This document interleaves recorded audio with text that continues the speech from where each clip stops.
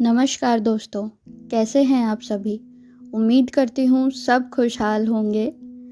चलिए तो आज की हमारी कहानी का शीर्षक है एक नया मेहमान। शुरू करते हैं। स्कूल की बस ट्रैफिक सिग्नल पर खड़ी थी और 6 साल का अमन समझो ड्राइवर भैया के सर पे। गर्मी का दिन था, एक हाथ में लाल रंग की वाटर बॉटल और दूसरे में सफ़ेद रंग का टिफ़िन बॉक्स, पीछे स्कूल बैग, सफ़ेद पैंट से बाहर निकली सफ़ेद शर्ट, बाल बिखरे हुए लेकिन आंखों में चमक। उसने कहा, ड्राइवर भैया जल्दी चलो ना। ड्राइवर ने अमन की ओर देखा और मुस्कुरा दिया। बच्चा पिछले आधे घंटे में 4 बार ये बात कह चुका था। ट्रैफिक सिग्नल हरा हुआ, गाड़ी चल पड़ी। 10 मिनट में अमन का बस स्टॉप आ गया। रोज की तरह आया उसे लेने के लिए पहुंची हुई थी। वो घर की ओर चले तो अमन इतनी तेजी से आगे चलने लगा कि जैसे पता नहीं क्या इमरजेंसी आ गई। 5 मिनट में वो दौड़ता हांफता अपने 3rd फ्लोर की फ्लैट की सीढ़ियों पर था। घंटी बजाई, लगातार कई बार बजाने लगा। उसकी इस आदत से उसके पापा बड़े परेशान रहते थे। रोज कहते थे, ऑर्केस्ट्रा पार्टी में हो जो यहाँ कीबोर्ड बजा रहे हो। उसकी माँ मधु ने दरवाजा खोला। 7 महीने से प्रेग्नेंट थी। अमन ने बैग सोफे पर डाला, टिफिन बॉक्स और पानी की बोतल अच्छी बच्चों की तरह किचन में रखी और फिर माँ से लिपट गया। बोला, बताओ ना, तुम्हारे कारण मैं कितनी जल्दी आया स्कूल से, मम्मी बताओ ना। मधु ने कहा, अच्छा आराम से, तुझे बताया ना आजकल मम्मा से ज्यादा चिपकना नहीं है। मधु सोफे पर बैठ गई और बगल की मेज पर रखे बड़े से लिफाफे से मेडिकल रिपोर्ट्स निकालने लगी। ये देख, डॉक्टर अंकल ने ये दिया है, मधु ने कहा और अमन की छोटी छोटी उंगलियों को अपनी सोनोग्राफी रिपोर्ट पर बनी एक सफेद आकृति के ऊपर फिराने लगी। अमन को तो जैसे किसी खजाने की झलक मिल गई। उसने कहा, कब? मधु ने कहा, 2 महीने बाद, 5 जुलाई को। अमन उठा, अपने हाथ फैलाए और पूरे घर में एरोप्लेन बनकर मंडराने लगा और जोर जोर से गाता जा रहा था, मेरे घर एक काका आने वाला है, मेरे घर एक काका आने वाला है। मधु और उसके पति मोहन के घर में दूसरा बच्चा आने वाला था। वक्त का जोड़ घटाना गणित करके उन्होंने शादी के 1 महीने बाद जो आने वाली जिंदगी का कैलेंडर बनाया था, उसका हर पन्ना प्लान के मुताबिक पलटता जा रहा था। 2 साल में पहला बच्चा, जब वह 6-7 साल का हो तो दूसरा बच्चा। दोनों के लिए अलग अलग फिक्स डिपॉजिट्स। अमन की अच्छी परवरिश हो सके इसलिए मधु ने अपनी बैंक की नौकरी छोड़ दी थी और कई साल से माँ होने की नौकरी, जो अपने आप में फुल टाइम जॉब होती है, बखूबी संभाल रही थी। मोहन एक अच्छी पोजीशन पर था, अच्छी खासी तनख्वाह मिलती थी। साल में एक बार पति पत्नी कहीं ना कहीं छुट्टी पर ज़रूर चले जाते थे और इस बार भी गर्मियों में किसी अच्छे हिल स्टेशन जाने की प्लानिंग चल ही रही थी कि डॉक्टर ने सख्त हिदायत दी कि मधु ट्रैवल नहीं कर सकती। अगले ही दिन मोहन ने मधु की माँ को शहर फ़ोन लगाया और कहा, मम्मी, डॉक्टर ने तो मधु को कहा कि वो कहीं नहीं आ जा सकते, तो हमने अपनी छुट्टी भी कैंसिल कर दी है और उसके बाद लक्ष्मी की शादी में भी हम नहीं आ पाएंगे, तो आप लक्ष्मी को यह समझा दीजिएगा। आप ऐसा करिएगा कि शादी के फ़ौरन बाद आप यहाँ मधु के पास आ जाइए। हाँ, पापा से कहिएगा 2-2 पेटी लीची और आम ज़रूर पैक करवा दें। ये अमन को खाने को नहीं मिले ना तो वो मुझे खा जाएगा। मधु की मम्मी ने कहा, ठीक है, और वैसे भी अब तो गोद भराई भी होने वाली है। मोहन कोशिश करता था मधु को खुश मिजाज रखे, अपने दफ्तर की फाइलें और स्ट्रेस वो घर पर वापस ना लाए। दोनों साथ में पुरानी पिक्चरों के गाने सुनते थे। ड्राइंग रूम में अपने लाल सोफे पर बैठकर नई पिक्चरों के गाने पर अपने माइकल जैक्सन बेटे अमन का डांस देखते थे और कॉमेडी फिल्मों पर साथ हंसते थे। बच्चों के नामों की किताब खरीदी जा चुकी थी। बच्चों के नाम पर रोज छेड़छाड़ के झगड़े होने लगते थे। मोहन हर छोटी छोटी चीज़ के लिए मधु का ख्याल रखता था। दफ्तर से फ़ोन करके खैरियत पूछता था, बॉस से बहाने बनाकर जल्दी सरक लेता था। ऐसा लगता था कि इस बच्चे ने अपना जादू दुनिया में आने से पहले ही चलाना शुरू कर दिया। जिंदगी की भागदौड़ में मशरूफ हो चुके मोहन और मधु फिर से वही पुराने प्रेमी बनते जा रहे थे। रेलवे स्टेशन पर गाड़ी आने में 20 मिनट की देर थी। स्कूल की छुट्टियों का वक्त था और प्लेटफॉर्म पर बैठने तक की जगह नहीं थी। वैसे मोहन अगर बैठना चाहता भी तो अमन उसे बैठने नहीं देता। वो रेलवे स्टेशन होश संभालने के बाद पहली बार आया था। बहुत खुश था। उसकी नानी जो आ रही थी। मोहन ने मधु की मम्मी से कहा था कि वो फ्लाइट के टिकट भेज रहा था, पर आप तो जानते ही हैं कि इन सब मामलों में माँ बाप बच्चों की सुनते ही कहाँ हैं। ट्रेन आई, नानी उतरी और अमन तो प्लेटफॉर्म पर ही चालू हो गया था। हाथ फैलाकर हवाई जहाज बनकर गाए जा रहा था, मेरे घर एक काका आने वाला है। रास्ते भर नानी से आने वाले बच्चों के बारे में बात करता रहा। ऐसा लग रहा था कि बच्चे के आने की खुशी माँ बाप से ज्यादा अमन को थी। वो तो इसके अलावा कुछ बात ही करने को तैयार नहीं था। जो उसके घर आता उससे अमन अपना फेवरेट डिस्कशन शुरू कर देता था और मौका मिलते ही अंदर के कमरे से कागजों का ढेर ले आता था जिसमें उसने कई सारी ड्राइंग बनाई थी। असल में अमन ने अपने माँ बाप से कह रखा था कि वो आने वाले बेबी का चेहरा गैस करके रोज एक ड्राइंग बनाएगा। नानी हाथ मुंह धोकर उसके लिए लीची छीलने के लिए बैठी ही थी कि अमन ने कहा, नानी जब बेबी घर आएगा ना और मेरी इतनी सारी ड्राइंग में अपनी फ़ोटो देखेगा तो बहुत हैप्पी हो जाएगा। फिर मैं रोज़ उसे अपने साथ पार्क में खेलने के लिए ले जाऊंगा और उसको अपनी बॉल दूंगा। अपने साथ स्कूल ले जाऊंगा, बिल्कुल नहीं मारूंगा। ऐसा लगता था जैसे अमन भाई साहब ही सबसे बड़े अथॉरिटी हैं आने वाले बेबी के ऊपर। मधु की माँ ने भी अपनी तैयारियां शुरू कर दी थी। वो बच्चों के लिए उनके मोजे बुनने लग गई थी। एक छोटा सा पालना खरीद लिया था और मधु के सामने बैठकर धार्मिक ग्रंथ पढ़ने लगी थी। लेकिन अमन ने पालने को रिजेक्ट कर दिया था। वो मोहन से जिद करके बंक बेड खरीदवा लाया था। कहता था कि वो नीचे वाले बेड पर सोएगा और बेबी ऊपर वाले पे।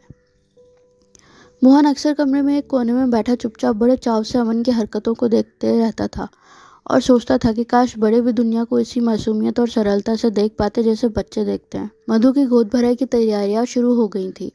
उनकी तरफ गोद भराई बड़ी रस्म मानी जाती थी। प्रेगनेंसी के 7वें-8वें महीने में होती है, जिसमें माँ को ढेर सारे तोहफे और रिश्तेदार दोस्त पड़ोसी आशीर्वाद देने आते हैं। यूं तो मोहन ने उससे कह रखा था कि वो सब कुछ संभाल लेगा, पर मधु परफेक्शनिस्ट थी और सच कहूँ तो उसे भरोसा नहीं था कि इतने बड़े फंक्शन को उसका हस्बैंड अकेला ऑर्गेनाइज कर पाएगा। मधु ने कहा, मुझे ही कर लेने दो। दिन भर एक सोफे से बिस्तर और बिस्तर से सोफे के बीच पेंडुलम की तरह घूमती ही तो रहती हूँ।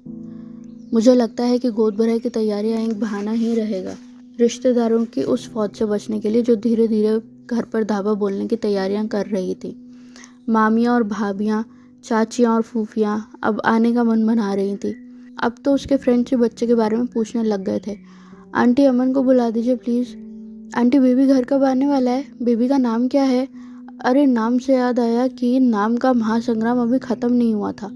अगर लड़का होता तो मोहन ने 3 नाम शॉर्टलिस्ट किए थे, अविरल, आदित्य, हिमांशु। मधु ने जवाब में शॉर्टलिस्ट किए थे कुश, मलय, कौस्तुभ। अच्छा, अगर लड़की होती तो मोहन ने अपना फाइनल नाम एक ही सोच लिया था, आयशा, और मधु का फैसला था कि उनकी बेटी का नाम अदिति होगा। इन नामों की लड़ाई में बेचारे अमन पिसा जा रहा था। न जाने कितनी बार वो पर्चियां उठा चुका था, न जाने कितनी बार वो आंखें बंद करके बड़ी सी शीट पर कई नामों में से एक नाम पर उंगली रख चुका था। लेकिन हर बार मियाँ बीवी में कुछ न कुछ आरोप प्रत्यारोप हो जाते थे और फैसला खारिज हो जाता था। ये सब करते करते गोद भराई का दिन भी आ गया। घर रिश्तेदारों से भरा था। औरतें ढोलक मंजीरों पर अपनी धुन गाने में लगी थी। उधर अपने कमरे में मधु तैयार हो रही थी। साड़ी नहीं छांट पा रही थी, उलझ रही थी। आखिरकार तैयार होकर ड्राइंग रूम की ओर बढ़ी। मोहन को देखा, खूबसूरत लेकिन बेहद थकी हुई लग रही थी। पिछले कुछ घंटों की किचकिच में उसका ब्लड प्रेशर बढ़ गया था। बेहोश होने लगी। एक दीवार के सहारे खड़ी हो गई। फौरन मधु को अस्पताल ले जाने की जरूरत थी, वरना कुछ भी हो सकता था। एम्बुलेंस वाले ड्राइवर से मोहन 3 बार कह चुका था, भैया जरा सा तेज चलाइए। नहीं सुन रहा था। आखिरकार मोहन उस पर चिल्ला गया था। बदआवाज था वो। बस आधे घंटे पहले तक सब कुछ ठीक था, जैसे जिंदगी का साफ सुथरा फ्रेम।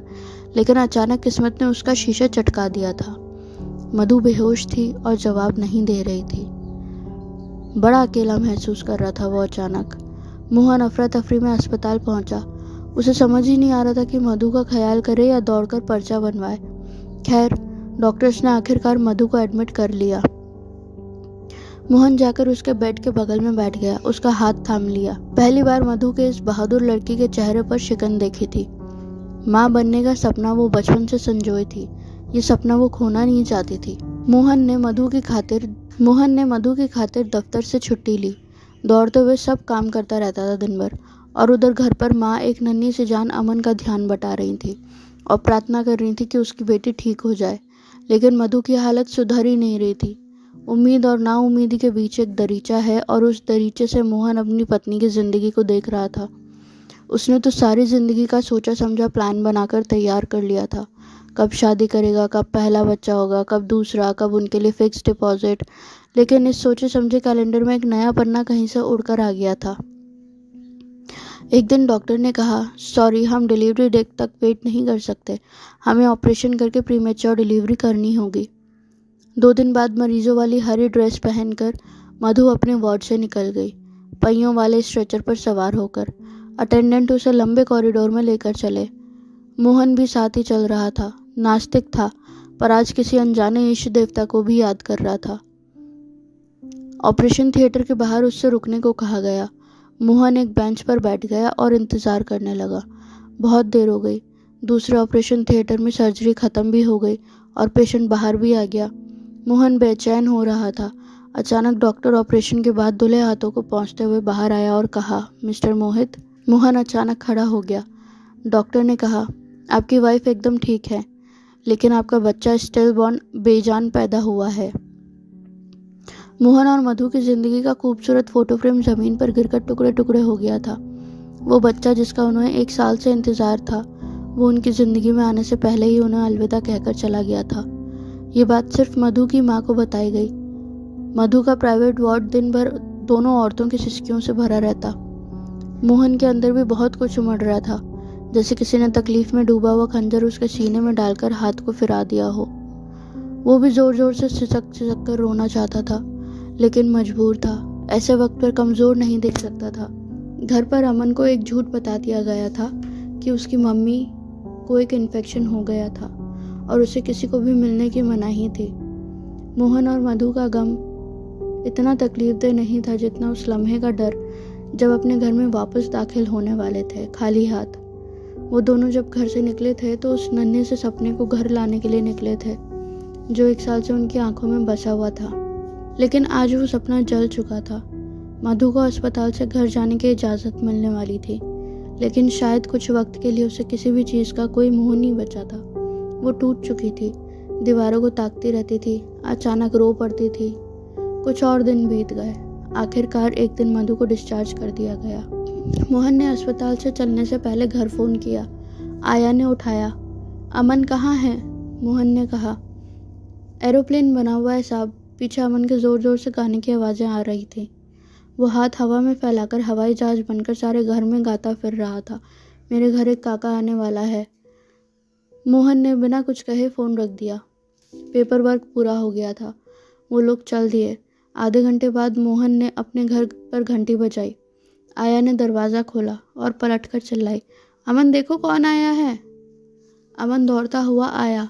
वही एरोप्लेन वाली मुद्रा करता हुआ बोला, कहाँ है बेबी, कहाँ है बेबी। मोहन ने पलटकर मधु और उसकी माँ को देखा। मधु बोली, लो ये है तुम्हारा बेबी।